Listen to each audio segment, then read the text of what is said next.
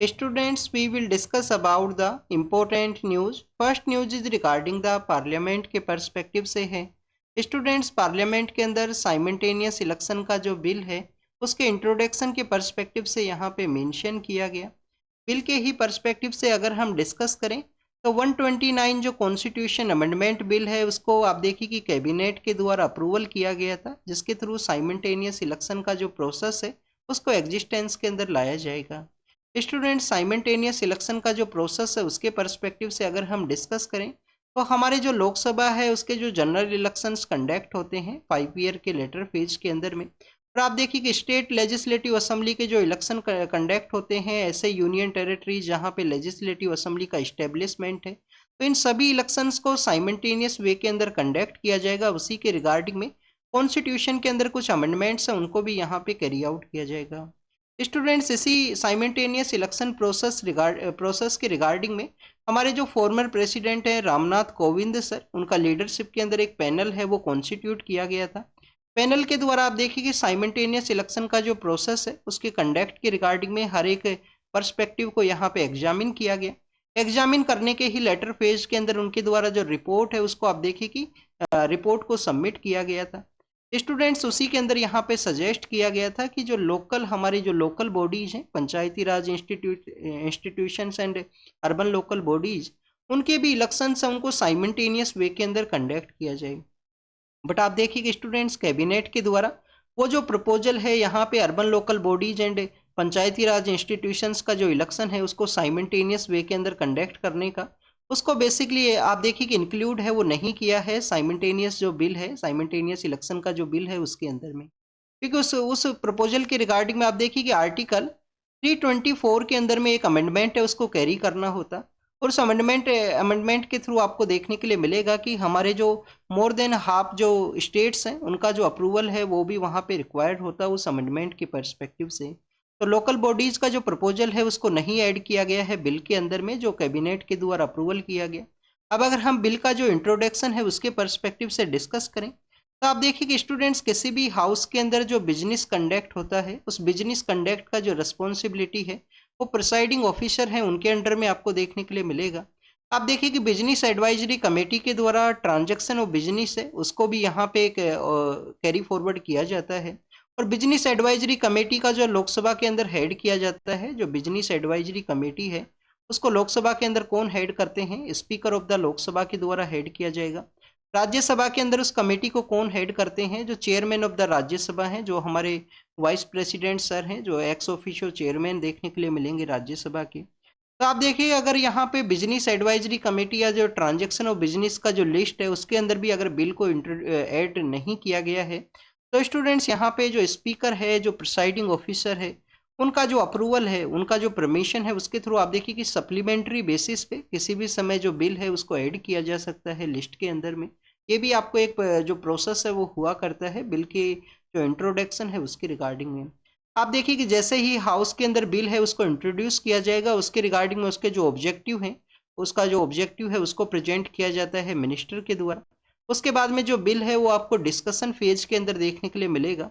Students, discussion phase के अंदर आप देखिए कि उसके रिगार्डिंग में आपको जो हाउस है उसके द्वारा डिसीजन लिया जाता है कि बिल को कमेटी स्टेज के अंदर सेंड करना है या नहीं करना है। अगर यहाँ पे बोथ हाउस का जॉइंट कमेटी बनता है, बोथ हाउस का जब जॉइंट कमेटी बनता है तो उसके बाद में आप देखिए कि उसका जो क्लोज बाय क्लोज जो डिस्कशन है और डेलिब्रेशन है वो किया जाएगा कमेटी स्टेज के ऊपर में।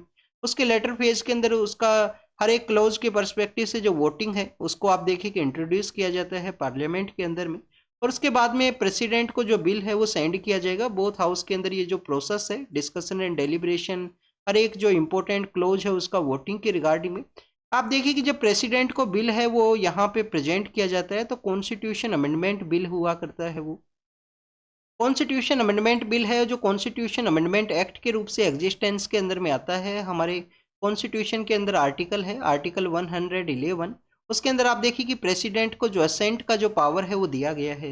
स्टूडेंट्स, काफ़ी बार प्रेसिडेंट के द्वारा जो बिल है उसको आप देखिए कि फिर से भी वापस से भी रेफर कर दिया जाता है, हाउस को वापस से सेंड कर दिया जाता है। तो हाउस के द्वारा अगर यहाँ पे बिल को विदाउट अमेंडमेंट के बेसिस पे बिना किसी चेंज के रिगार्डिंग में अगर वापस प्रेसिडेंट को सेंड किया जाता है तो प्रेसिडेंट को आप देखिए कि वहां पे असेंट वो ग्रांट करना होता है। अब ये आपके लिए होमवर्क है कि प्रेसिडेंट के द्वारा बिल को वापस से सेंड कर दिया गया, उसके बाद में बिल अगर यहाँ पे प्रेसिडेंट के पास में आता है तो बिल को असेंट वो ग्रांट करना होगा प्रेसिडेंट के द्वारा। ये किस कॉन्स्टिट्यूशन अमेंडमेंट एक्ट के थ्रू इंट्रोड्यूस किया गया था इस प्रोसेस को? क्या 24th कॉन्स्टिट्यूशन अमेंडमेंट एक्ट के थ्रू इंट्रोड्यूस किया गया था? तो ये आपको जो बेसिक पर्पज है उसके बारे में जानकारी होना चाहिए। कमेंट सेक्शन के अंदर अपना जो आंसर है वो जरूर से बताना। नेक्स्ट अगर हम डिस्कस करें हमारे कंट्री का जो साइमल्टेनियस इलेक्शन का जो हिस्ट्री है उसके पर्सपेक्टिव से, तो आप देखिए कि साइमल्टेनियस इलेक्शन का जो हिस्ट्री है वो आपको इनिशियल फेज के अंदर देखने के लिए मिलेगा। 1952 के जो इलेक्शन है वो कंडक्ट हुए थे साइमल्टेनियस बेसिस के ऊपर ही। उसके बाद में आपको 57 है, 62 है एंड 67 के जो इलेक्शन है वो आपको साइमल्टेनियस वे के अंदर ही देखने के लिए मिलेंगे हर एक स्टेट के वहाँ पे। आप देखिए कि 1968 एंड 69 के समय में कुछ स्टेट्स के वहाँ पे आर्टिकल 356 जो है स्टेट के अंदर जो इमरजेंसी के रिगार्डिंग में, या जो आप देखिए कि प्रेसिडेंट रूल के पर्सपेक्टिव से उसको कुछ स्टेट्स के वहाँ पे लगाया गया। उसी के थ्रू ये जो इलेक्शन का जो साइकिल है उसके अंदर आपको डिस्टर्बेंस है वो देखने के लिए मिलता है। अब आप देखिए कि मॉडल कोड ऑफ कंडक्ट काफ़ी बार एग्जिस्टेंस के अंदर हुआ करता है। 2 to 3 मंथ के राउंड जो मॉडल कोड ऑफ कंडक्ट है उसका एग्जिस्टेंस आपको देखने के लिए मिलेगा। उस दौरान में किसी भी जो सेंट्रल गवर्नमेंट है उनके द्वारा भी कोई इस तरीके से आप देखिए कि जो मेन स्कीम है उसको इंट्रोड्यूस नहीं किया जा सकता, उस वहाँ पे वोटर्स का इन्फ्लुएंस ना हो, क्योंकि फ्री एंड फेयर वे के अंदर जो इलेक्शन प्रोसेस कंडक्ट होता है उसका ये वायलेशन है। तो आप देखिए कुछ स्टेट के अलावा और काफ़ी सारे एरियाज का जो वर्किंग प्रोसेस है उसको भी ये इम्पैक्ट करता है। इसके अलावा स्टूडेंट्स लॉ कमीशन का जो पैनल है आर्टिकल लॉ कमीशन का एक रिपोर्ट है 170 रिपोर्ट जो है उसके अंदर भी आप देखिए कि यहाँ पे इलेक्शन के पर्सपेक्टिव से मेंशन किया गया था। रामनाथ कोविंद सर का जो लीडरशिप है उसके अंदर एक पैनल है वो कॉन्स्टिट्यूट हुआ था। तो ये बेसिकली आपको देखिए कि उसके बारे में हमने डिस्कस किया। हाउस के रिगार्डिंग में यहाँ पे एक और जो बेसिकली न्यूज़ के अंदर मेंशन था कि आज का जो हाउस है उसके अंदर आप देखिए कि ट्रांजैक्शन और बिजनेस के अंदर में गोवा के अंदर जो शेड्यूल ट्राइब है, गोवा के अंदर शेड्यूल ट्राइब का जो यहाँ पे रिजर्वेशन है पॉलिटिकल जो सीट्स है उसके रिगार्डिंग में उसका भी एक बिल है उसको आज इंट्रोड्यूस किया जाएगा। तो आप देखिए कि स्टूडेंट जो शेड्यूल ट्राइब्स हैं उनको स्टेट्स के अंदर में जो रिजर्वेशन ग्रांट किया गया है इलेक्शन प्रोसेस के पर्सपेक्टिव से, तो उसके रिगार्डिंग में आर्टिकल कौन सा है? आर्टिकल 332 जो आर्टिकल है वो आपको देखने के लिए मिलता है। तो आर्टिकल 332 हमारे कॉन्स्टिट्यूशन का जो शेड्यूल ट्राइब को जो रिजर्व कुछ सीट्स जो रिजर्व है वो ग्रांट करता है इलेक्शन प्रोसेस के अंदर में स्टेट्स के वहाँ पे, उसके रिगार्डिंग में आर्टिकल है 332। नेक्स्ट अगर हम बात करें स्टूडेंट्स नक्सलिज्म के पर्सपेक्टिव से है, आप देखिए कि हमारे जो मिनिस्टर ऑफ होम अफेयर्स है उनके द्वारा कहा गया 2026 के समय में जो नक्सलिज्म का जो लेफ्ट विंग एक्सट्रीमिज्म का जो एक्टिविटीज है उनको कम्प्लीटली वे में एलिमिनेट कर दिया जाएगा। छत्तीसगढ़ स्टेट का आप देखिए कि जो रिहेबिलिटेशन का जो पॉलिसी है उसके रिगार्डिंग में भी उनके द्वारा बताया गया इस स्टेट का जो रिहेबिलिटेशन पॉलिसीज हैं वो काफ़ी सही हैं। अगर आप यहाँ से नक्सलिज्म का जो ये कम्प्लीटली प्रोसेस है उससे आउट होना चाहते हो तो स्टेट गवर्नमेंट के द्वारा उनका प्रॉपर वे के अंदर रिहेबिलिटेशन है उसको कैरी आउट किया जाएगा। नक्सलिज्म के पर्सपेक्टिव से अगर हम डिस्कस करें तो ये हमारा मिनिस्ट्री ऑफ होम अफेयर्स का आप देखिए कमिटेड गाइडलाइन है 2026 के समय इसको एलिमिनेट करना है। नेक्स्ट आप देखिए कि नक्सलिज्म के रिगार्डिंग में जो अफेक्टेड एरियाज है कुछ स्टेट्स का एरिया आपको देखने के लिए मिलेगा जिसको कि रेड कॉरिडोर के नाम से जाना करते हैं। रेड कॉरिडोर आप देखिए कि इंडिया का वन ऑफ द इंटरनल जो सिक्योरिटी थ्रेट है वो बिगेस्ट इंटरनल सिक्योरिटी थ्रेट है वो आपको देखने के लिए मिलता है। गवर्नमेंट के द्वारा नक्सलिज्म का जो एक्टिविटी है उसको एलिमिनेट करने के रिगार्डिंग में उन एरियाज के वहाँ पे आप देखिए कि समाधान स्ट्रेटजी है उसको लाया गया। समाधान स्ट्रेटजी के अलावा एस्पिरेशनल डिस्ट्रिक्ट प्रोग्राम आपको देखने के लिए मिलेगा। समाधान स्ट्रेटजी है, समाधान स्ट्रेटजी के अलावा एस्पिरेशनल डिस्ट्रिक्ट प्रोग्राम है जिससे कि वहाँ पे जो बैकवर्ड डिस्ट्रिक्ट्स हैं एस्पिरेशनल डिस्ट्रिक्ट प्रोग्राम के अंदर उनको मेन स्ट्रीम के अंदर ऐड किया जा सके। इसके अलावा अगर हम बात करें सिक्योरिटी फोर्सेज के पर्सपेक्टिव से तो आप देखिए बस्तर का जो रीजन है जो छत्तीसगढ़ के अंदर बस्तर का रीजन है वहाँ पे बस्तरिया बटालियन है। आंध्र प्रदेश के वहाँ पे आंध्र प्रदेश स्टेट फोर्स का आप देखिए कि ग्रे हाउंड है वो आपको देखने के लिए मिलेगा नक्सलिज्म को डील करने के पर्सपेक्टिव से। नेक्स्ट अगर हम बात करें स्टूडेंट्स, आप देखिए कि हमारे यहाँ पे जो कुंभ मेला है प्रयागराज के, वहाँ पे ऑर्गेनाइज होगा कुंभ मेला, तो उसी के पर्सपेक्टिव से जो फोटो है उसके अंदर शो किया गया है। जनवरी के समय से, जनवरी एंड फरवरी के समय जो कुंभ मेला है उसको ऑर्गेनाइज किया जाएगा।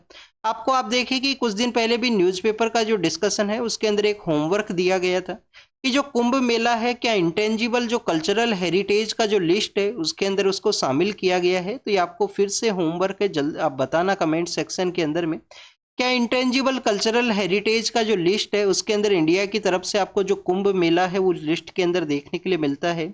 यूपीएससी के द्वारा आप देखिए कि क्वेश्चन है वो पूछा गया है इंटेंजिबल कल्चरल हेरिटेज के पर्सपेक्टिव से भी। लास्ट जो एग्जाम है उसी के अंदर क्वेश्चन पूछा गया था दुर्गा पूजा के पर्सपेक्टिव से। नेक्स्ट अगर हम डिस्कस करें तो कुंभ मेला कहाँ पे ऑर्गेनाइज होता है, 4 प्लेसेज है जहाँ पे ऑर्गेनाइज होता है। आप देखिए कि नासिक है महाराष्ट्र के, वहाँ पे उज्जैन है मध्य प्रदेश के अंदर में, नासिक है, उज्जैन है, इसके अलावा प्रयागराज है और हरिद्वार है।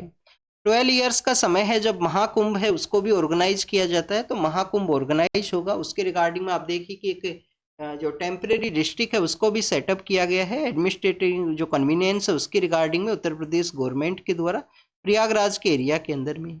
स्टूडेंट दिल्ली के वहाँ पे असेंबली इलेक्शन है उसके रिगार्डिंग में अपने जो कैंडिडेट्स हैं वो अनाउंस किए गए हैं आम आदमी पार्टी के द्वारा।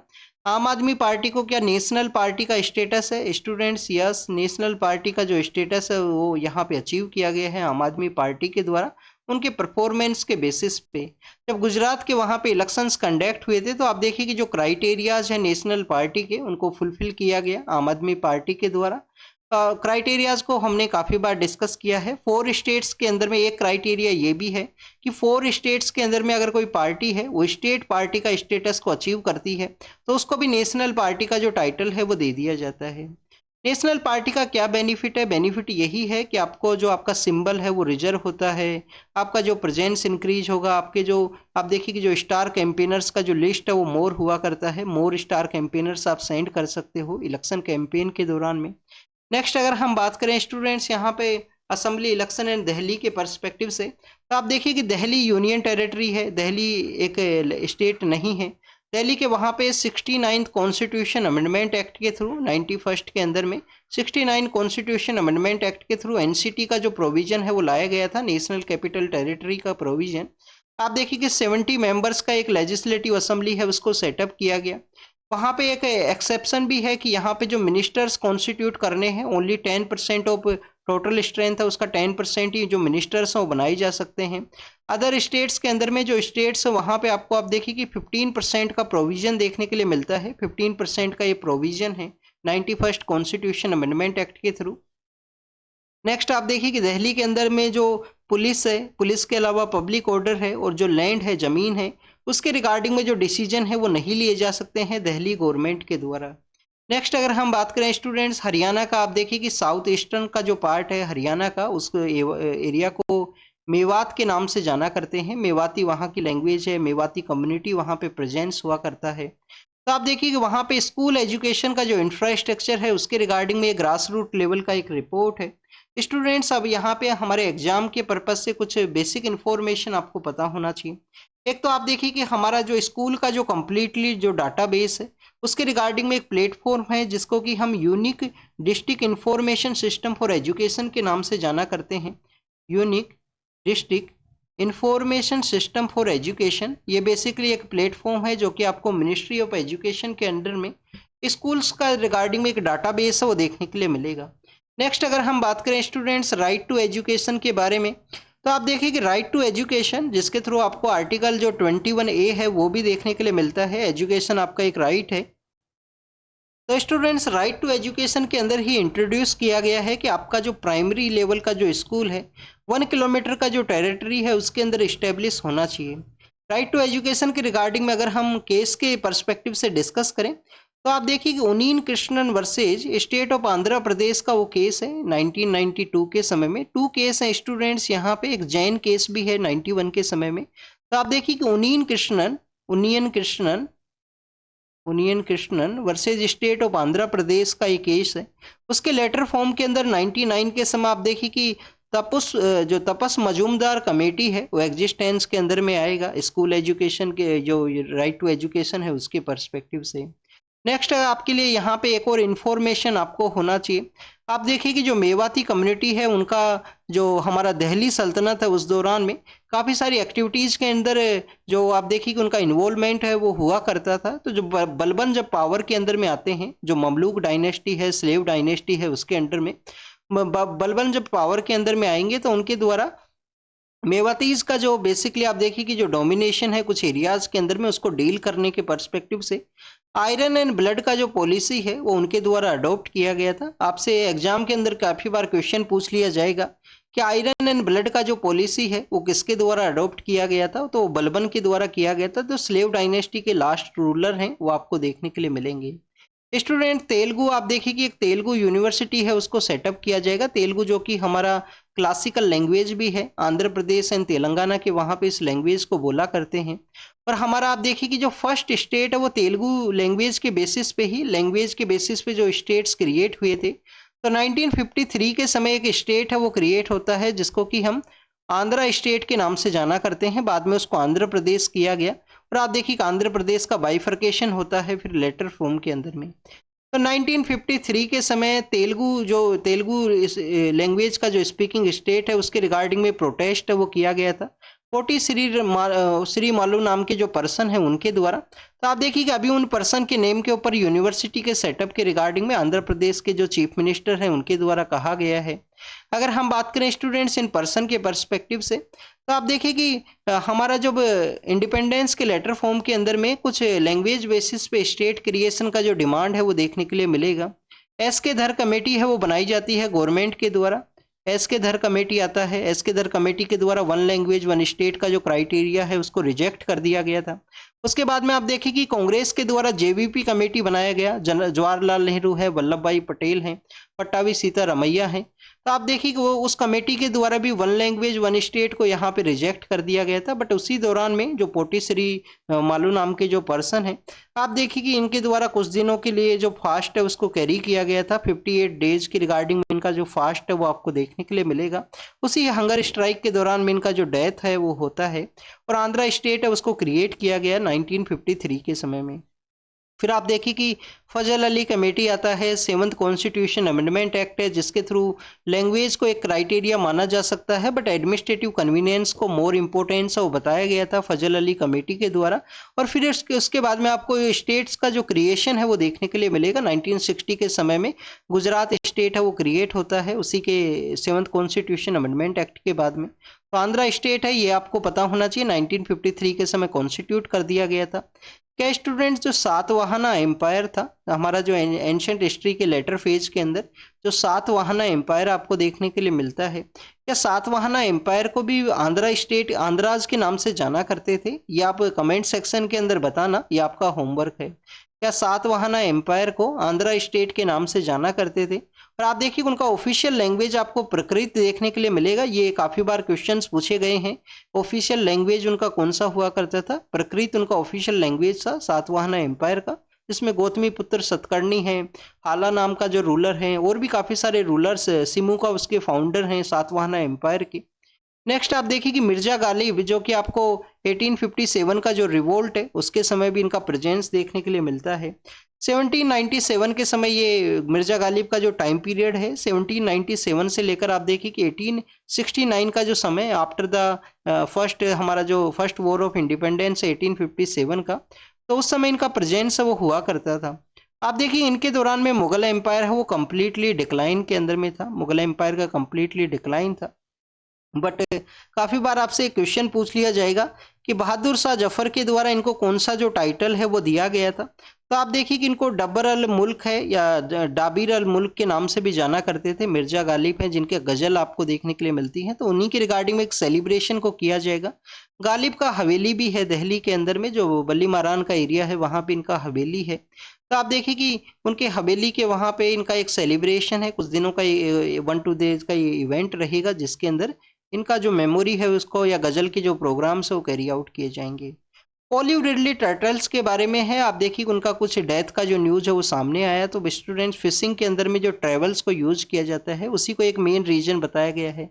मैराइन पोल्यूशन को भी एक रीजन बताया गया है कि उसकी वजह से भी इनका जो डेथ है वो हुआ है यहाँ पे। तो students one of the smallest आप देखिए कि जितने भी सी टर्टल्स हैं उसके अंदर वन ऑफ द स्मॉलेस्ट आपको जो सी टर्टल हैं वो आपको ओलिव रिडली टर्टल हैं वो देखने के लिए मिलेंगे।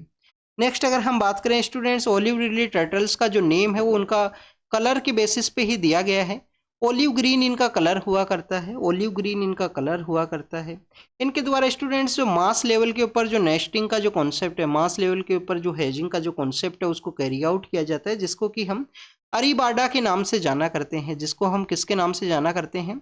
अरीबाडा के नाम से जाना करते हैं। अरीबाडा के समय आप देखिए कि बीच के वहाँ पे लाइट्स को क्लोज कर दिया जाता है और भी काफ़ी कुछ जो यहाँ पे कंजर्वेशन के जो एफर्ट्स हैं वो लिए जाते हैं। वार्म वाटर के अंदर इनका प्रेजेंस हुआ करता है। जो गर्म पानी है, जो वार्म वाटर का एरिया है बेसिकली पैसिफिक, अटलांटिक और इंडियन ओशियन के अंदर में। तो वार्म वाटर है कहाँ पे है? पैसिफिक ओशियन के अंदर में, अटलांटिक ओशियन के अंदर में, और आप देखिए कि इंडियन ओशियन है वहाँ पे इनका जो प्रेजेंस है वो देखने के लिए मिलता है। ये मास्ट हैचिंग का जो साइट है जो अरीबाडा है उसके रिगार्डिंग में काफ़ी जो लेंथ है वो उसको ट्रेवल करते हैं। और उसी के रिगार्डिंग में आप देखिए कि हमारा जो उड़ीसा स्टेट है, उड़ीसा स्टेट के वहाँ पे गिहिर माथा एक मराइन सेंचुरी है। तो आप देखिए कि वहाँ पे इनके द्वारा इस तरीके से उनका एक कॉलोनी है जिसको कि largest rookery of the date olive ridley turtles के नाम से भी जाना करते हैं। तो गिहिर माथा जो आप देखिए कि आपको पता होना चाहिए, गाहिर माथा ये कहाँ पे है? उड़ीसा के वहाँ पे सिचुएटेड है। इसके अलावा स्टूडेंट्स अगर हम इनका जो प्रोटेक्टेड स्टेटस के बारे में डिस्कस करें, IUCN का जो लिस्ट है उसके अंदर इनको वल्नरेबल कैटेगरी के अंदर काउंट किया गया है। IUCN के अंदर वल्नरेबल कैटेगरी के अंदर है। वाइल्ड लाइफ प्रोटेक्शन एक्ट का शेड्यूल 1 है, अपेंडिक्स 1 है साइट्स का, जिसके अंदर इनको प्रोटेक्ट किया गया। नेक्स्ट अगर हम डिस्कस करें स्टूडेंट साइमल्टेनियस इलेक्शन के ही दौरान में, आप देखिए कि काफ़ी बार आपको देखने के लिए मिलेगा कि एक कैंडिडेट के द्वारा मल्टीपल कॉन्स्टिट्यूएंसीज के वहाँ पे इलेक्शन को कंडक्ट किया गया है। फिर एक कॉन्स्टिट्यूएंसी से आप देखिए कि उनका विक्ट्री होता है, अदर कॉन्स्टिट्यूएंसी से आप देखिए कि उनका अगर विक्ट्री होता है तो वहाँ पे 6 मंथ के समय में जो बाई इलेक्शन है वो कंडक्ट होंगे। Students one candidate multiple constituency का जो कॉन्सेप्ट है उसी के रिगार्डिंग में यहाँ पे डिस्कस किया गया है। आप देखिए कि डिस्कस ये किया गया है कि मल्टीपल टाइम्स आपको 5 ईयर का एक टेन्योर है, 5 ईयर का जो टेन्योर है, बट आप देखिए कि यहाँ पे अलग अलग सीट्स के वहाँ से कंटेस्ट करने के दौरान में 6 मंथ या उसके लेटर फेज के अंदर जब इलेक्शन कंडक्ट होते हैं तो वहाँ पे जो कैंडिडेट जो यहाँ पे चूज होता है तो आप देखिए उसका जो 4 ईयर के आसपास टेन्योर देखने के लिए मिलेगा या 4 पॉइंट कुछ मंथ का जो टेन्योर है वो हुआ करता है। रिप्रेजेंटेशन ऑफ पीपल्स एक्ट 1951 के अंदर में यहाँ पे जो इलेक्शन जो कंडक्ट है, मल्टीपल जो कॉन्स्टिट्यूएंसीज का जो इलेक्शन कंडक्ट है उसके रिगार्डिंग में जो प्रोसेस है वो आपको रिप्रेजेंटेशन ऑफ पीपल्स एक्ट 1951 के अंदर देखने के लिए मिलेगा। आप देखिए कि स्टूडेंट्स 1996 से पहले रिप्रेजेंटेशन ऑफ पीपल्स एक्ट के अंदर में, ये 51 का जो एक्ट है उसके अंदर में आप देखिए कि 1996 से पहले किसी भी तरीके का लिमिटेशन है वो नहीं था। 96 के समय लिमिटेशन लगाया गया कि 2 कॉन्स्टिट्यूएंसी के अंदर ही एक कैंडिडेट है वो इलेक्शन को कंटेस्ट कर सकता है। स्टूडेंट्स आप देखिए कि इसके इम्पैक्ट क्या है।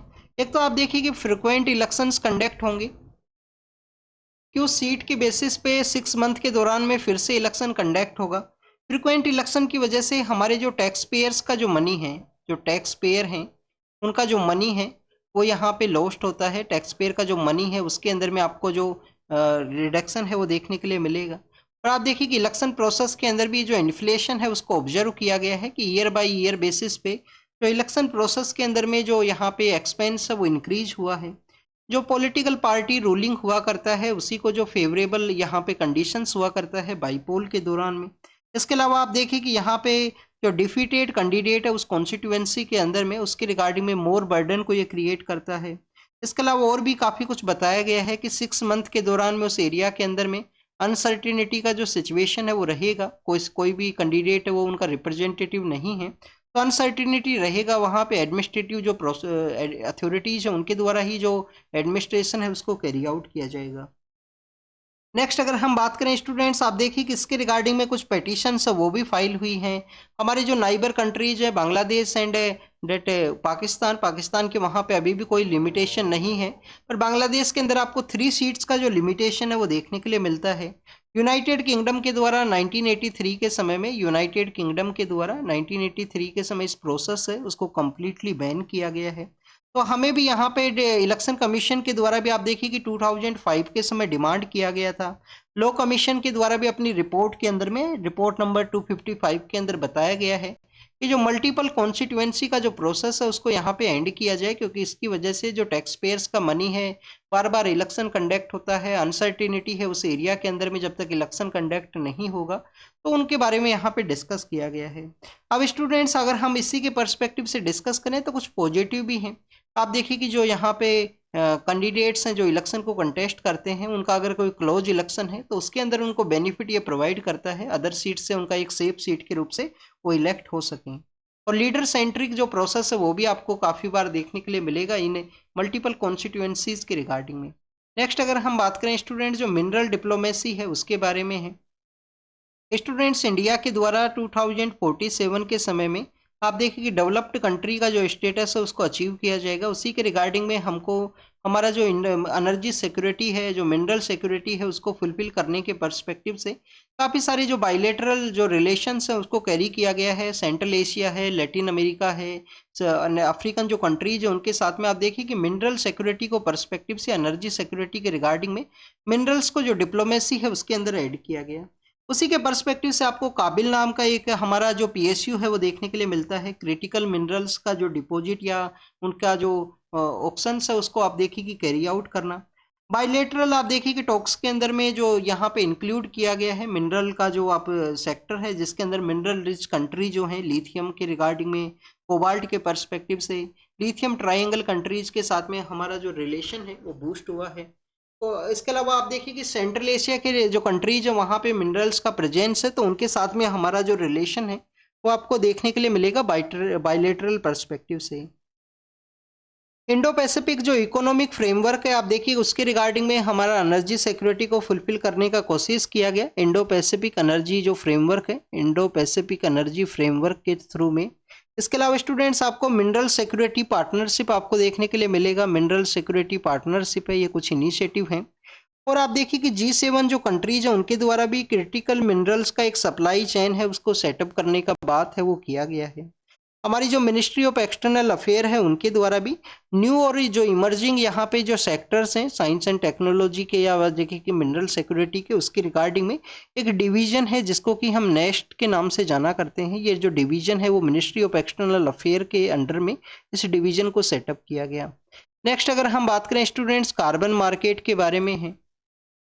स्टूडेंट्स COP29 के समय में आप देखिए कि कार्बन मार्केट के सेटअप के बारे में डिस्कस किया गया। तो यहाँ पे कार्बन मार्केट के बारे में यही है कि जो यहाँ पे एमिट किया जाएगा या आप देखिए कि जो कार्बन सर्टिफिकेट को अचीव किया जाएगा, लेस एमिट किया जाता है किस कंट्री के द्वारा, तो उसका जो बाइंग एंड सेलिंग का जो प्रोसेस है वो कार्बन मार्केट के थ्रू आपको देखने के लिए मिलेगा।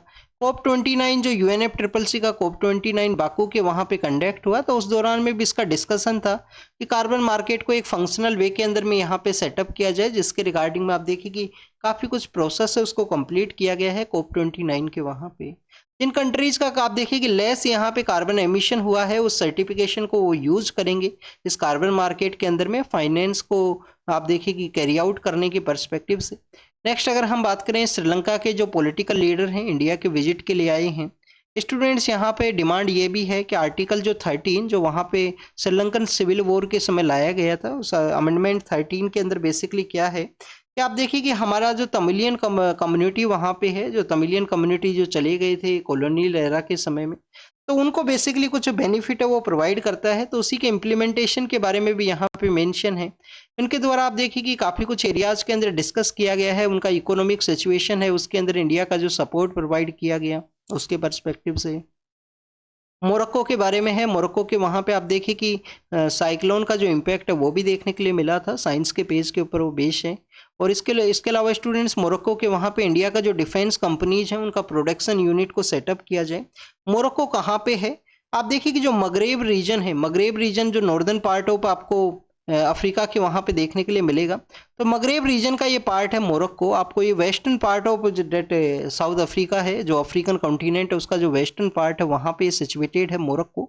इसके नॉर्दर्न पार्ट के अंदर आप देखिए कि जिब्राल्टर स्ट्रेट वहाँ पे सिचुएटेड है। स्टूडेंट्स अगर हम मोरक्को के ही बारे में बात करें तो अल्जीरिया नाम का जो कंट्री है, अल्जीरिया के साथ अपना एरिया शेयर करता है। अल्जीरिया के अलावा आप देखिए कि मोरक्को के द्वारा जो एरिया शेयर किया जाता है वेस्ट सारा नाम का जो कंट्री है उसके साथ में। तो अल्जीरिया एंड वेस्ट सारा नाम के जो कंट्रीज हैं उनके साथ अपना एरिया शेयर करता है मोरक्को। स्टूडेंट्स, हमारे जो मिनिस्टर ऑफ एक्सटर्नल अफेयर हैं उनके द्वारा ऑपरेशन गंगा जो इंडिया के द्वारा लॉन्च किया गया था, ऑपरेशन गंगा कब लॉन्च किया गया था? यूक्रेन के वहाँ से हमारे जो स्टूडेंट्स हैं उनके रेस्क्यू के रिगार्डिंग में। तो आप देखिए कि हमारे जो मिनिस्टर ऑफ एक्सटर्नल अफेयर है उनके द्वारा मालदोवा नाम का जो कंट्री है जो कि यूक्रेन के ही नियर बाई एरिया के अंदर सिचुएटेड है, सपोज कीजिए यूक्रेन है, यूक्रेन के यहाँ पे आपको जो मालदोवा है वो देखने के लिए मिलेगा। आप देखिए कि मैक्सिमम जो पार्ट है वो यूक्रेन के साथ अपना शेयर करता है और कुछ पार्ट आपको यहाँ पे जो मालदोवा नाम का जो कंट्री है उसका रोमानिया के साथ भी देखने के लिए मिलता है। तो आप देखिए कि एक लैंडलॉक कंट्री है मालदोवा, अभी काफ़ी समय से न्यूज़ के अंदर में है। रोमानिया एंड यूक्रेन के साथ अपना एरिया शेयर करता है, रोमानिया एंड यूक्रेन के साथ में। रोमानिया और बुल्गारिया आप देखिए कि अभी सेंगेंग रीजन के अंदर ऐड करने के पर्सपेक्टिव से भी न्यूज़ के अंदर थे। हमारे जो वाटरवेज हैं, वाटरवेज को बेटर वे के अंदर किस तरीके से यूटिलाइज किया जाए, उसका जो कार्गो मूवमेंट को कैसे यहाँ पे कैरी किया जाए। और आप देखिए कि इनलैंड वाटरवेज जिनको कि 2016 के समय उनको जो स्टेटस प्रोवाइड करते हुए नेशनल वाटरवे का जो स्टेटस है वो प्रोवाइड किया गया था। स्टूडेंट्स, वहाँ पे एक जलवाहक स्कीम है उसको लॉन्च किया गया है। जलवाहक स्कीम क्या है? जलवाहक स्कीम के थ्रू वाटरवेज के थ्रू हमारा जो कार्गो है, वाटरवेज के थ्रू जो कार्गो है उसको यहाँ पे बूस्ट किया जाए।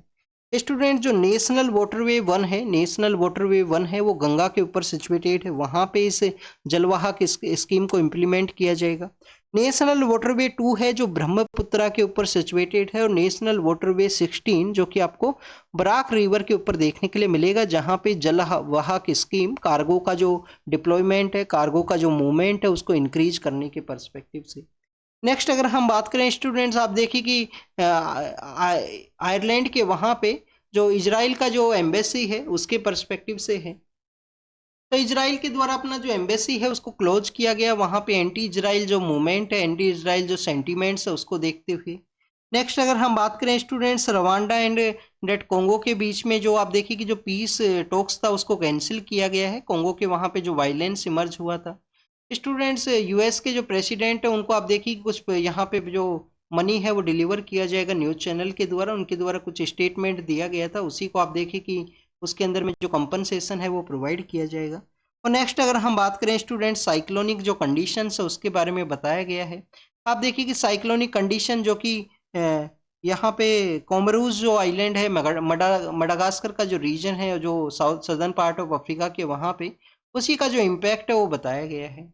नेक्स्ट अगर हम बात करें इजराइल के द्वारा जो गोलान हाइट्स है उसको 1967 के समय अनेक्स किया गया था, वहाँ पे अपना पॉपुलेशन को इंक्रीज करने के बारे में है। और आप देखिए कि इजराइल के द्वारा गाजा स्ट्रिप का जो एरिया है, इजराइल का जो साउथ वेस्टर्न पार्ट है जहाँ पे गाजा स्ट्रिप सिचुएटेड है, उसी के अंदर कंटिन्यूस अटैक्स हैं वो किए गए हैं। तो ये बेसिक कुछ इन्फॉर्मेशन था आज के न्यूज़पेपर के अंदर में जिसको कि हमने डिस्कस किया। आप इसको रीड कीजिए, रिवाइज कीजिए, जो भी इन्फॉर्मेशन आपको मिली है, जो क्वेश्चंस आपसे पूछे गए हैं वो कमेंट सेक्शन के अंदर बताना। Thank you students, thank you very much.